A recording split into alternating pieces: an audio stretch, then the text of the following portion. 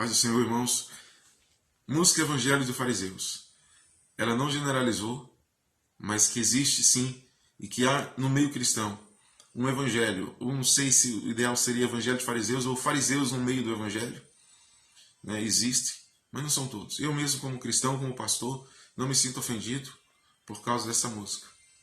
Eu até achei necessário e propício essa música agora. Alguns dias atrás eu fiz uma live no meu Instagram falando justamente sobre esses falsos mestres que têm surgido na atualidade, pedindo Pix, dizendo eu revelo, fulana pagou 2.000, agora você vai ter que pagar 10.000. Uma dizendo que foi ao céu, foi ao inferno, foi ao céu, foi ao inferno. Tanta heresia que a gente tem ouvido hoje em dia e pouco amor às almas. Outros que vão pregar e não sei nem se levam Bíblia, ficam usando lata de refrigerante, ficam usando iPhone e a Bíblia fica para o canto. Não usam mais escrituras. Tudo para massagear o ego do povo e o povo abraça. O povo não quer pessoas que pregam a palavra, que pregam a Bíblia realmente. Isso é desde o princípio. Todo profeta de Deus de verdade que pregava a palavra de Deus usada pelo Senhor, ele não era querido por todos. E na maioria das vezes, quando se prega o Evangelho, a Bíblia, que ela nos confronta, ela não vem massagear o nosso ego. Ela vem nos confrontar e mostrar a nossa pecaminosidade realmente e que nós precisamos de melhora, precisamos de mudança.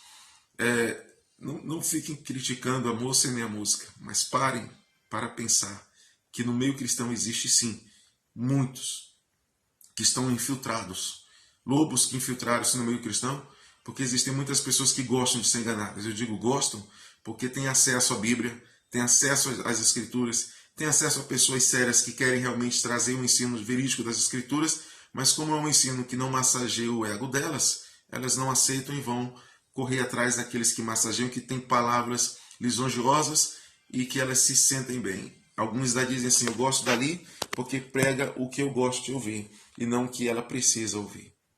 Por que muita gente se ofendeu com a música Evangelho de Fariseus? Porque o que foi cantado ali foi o que se precisava ouvir e não o que se queria ouvir. Mas não tem por que você se sente ofendido, você que é sério, você que realmente segue a Cristo, que tem temor a Deus, não precisa se sentir ofendido, porque a carapuça com certeza não vai servir para você. Mas sim para aqueles que estão no meio, mas não são do meio. Se dizem ser judeus, mas no entanto não são. Mentem e saem enganando. O apóstolo Paulo já, em carta de Paulo aos Coríntios, ele já fala com a igreja e é acusado, inclusive. Alguns da igreja se levantam contra ele, porque Paulo pregava a palavra, pregava o evangelho, mas surgiram lá falsos mestres, surgiram ali falsos doutores e começaram a trazer ensinos inverídicos que não eram bíblicos. E alguns, claro, com muita facilidade, que se deixaram enganar, e até hoje alguns são assim, se deixaram levar pelo falso ensino.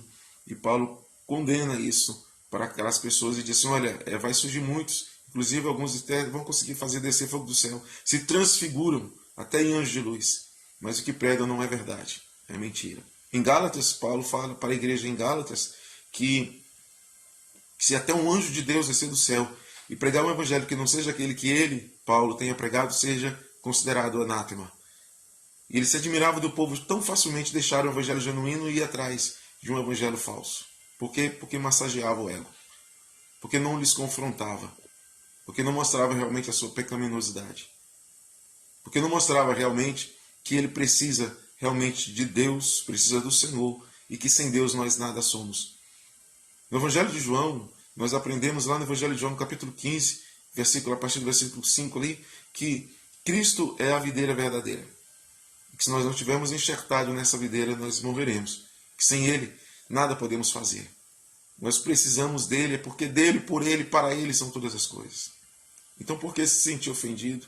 No meio cristão realmente existem fariseus que pregam um evangelho de fariseus, por serem fariseus. Mas se você não é assim, não tem por que se sentir ofendido. O que é preciso é que você que é da fé se manifeste, pregando a verdade, pregando o evangelho. Tendo mais coragem e abrindo suas redes sociais e realmente pregando a palavra, porque eles não têm medo de ficar pregando as besteiras que eles pregam. Mas nós temos medo de abrir uma rede social e trazer uma palavra, até porque o povo não gosta. Eu não tenho seguidores, eu tenho 9 seguidores.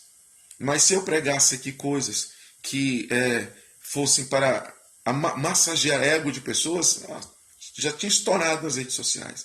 Mas como a gente procura realmente trazer e dizer para você assim, leia a Bíblia, estude as Escrituras, ore mais, busque a presença de Deus, congregue numa igreja séria, onde tem pastor que prega a palavra, que tem culto de ensino, que tem escola bíblica dominical, que te leva a fazer um curso teológico. Vá estudar as Escrituras, vá ler a Bíblia.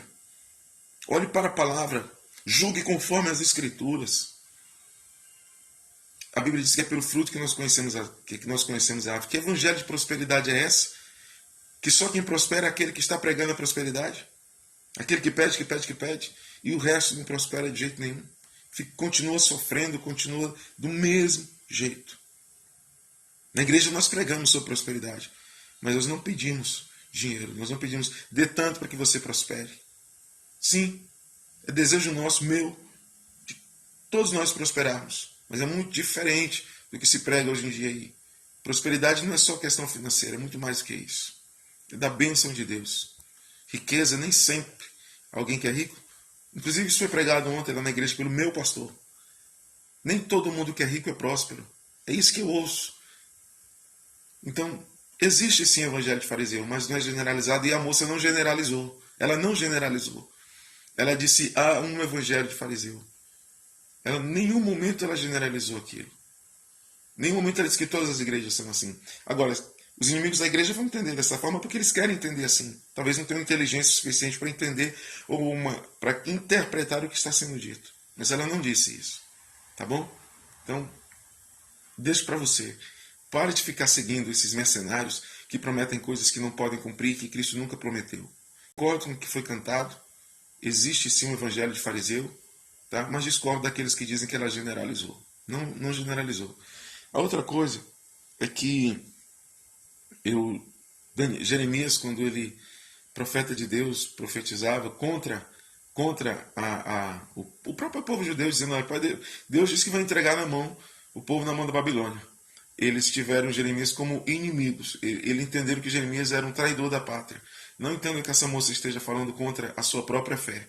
Viu? Porque se nós vamos correr no erro das mesmas pessoas que acusaram Jeremias de ser traidor da pátria. Mas quando na realidade ele só estava falando aquilo que Deus mandou. Sabe lá Deus se realmente essa moça não está dizendo para nós, como igreja, despertar por ordem do próprio Deus. E alguém pode dizer quem é ela? E alguém pode dizer quem era Jeremias? O próprio Jeremias disse assim, eu não passo de uma criança. Não interessa se ela é uma criança, se ela é um adolescente, se ela é uma jovem. O que interessa é que Deus usou. Eu acredito que sim. Tá bom? Então, vamos realmente despertar.